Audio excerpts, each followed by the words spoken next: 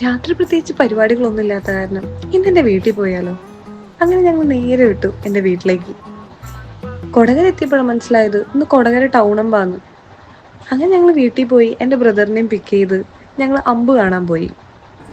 അവിടെ എത്തിയപ്പോഴത്തേ നല്ല അടിപൊളി പരിപാടി. എനിക്ക് ഒരുപാട് ഇഷ്ടപ്പെട്ടു. സത്യം പറഞ്ഞാൽ ഞാനൊരു 3 years ആയി കൊടകര പെരുന്നാളും കൊടകര ടൗണമ്പും എല്ലാം കണ്ടിട്ട്.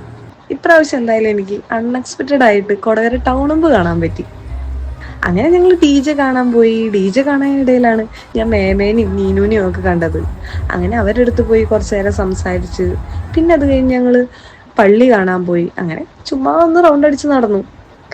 പിന്നെ കുറച്ച് കഴിഞ്ഞപ്പോൾ ഞങ്ങൾക്ക് വിശന്ന് തുടങ്ങി കേട്ടോ. ഞങ്ങൾ നേരെ ശരവണ ഭവനിൽ പോയി നല്ല മസാല ദോശയും പ്ലെയിൻ ദോശയും കോഫിയൊക്കെ കഴിച്ച് ഇങ്ങനെ ഇരുന്നു. സമയം 11:30 ആയപ്പോൾ ഞങ്ങൾ റിട്ടേൺ വീട്ടിലേക്ക് പോയി കേട്ടോ.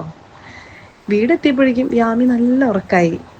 അങ്ങനെ ഇന്നത്തെ ദിവസം ഇവിടെ തീർന്നു.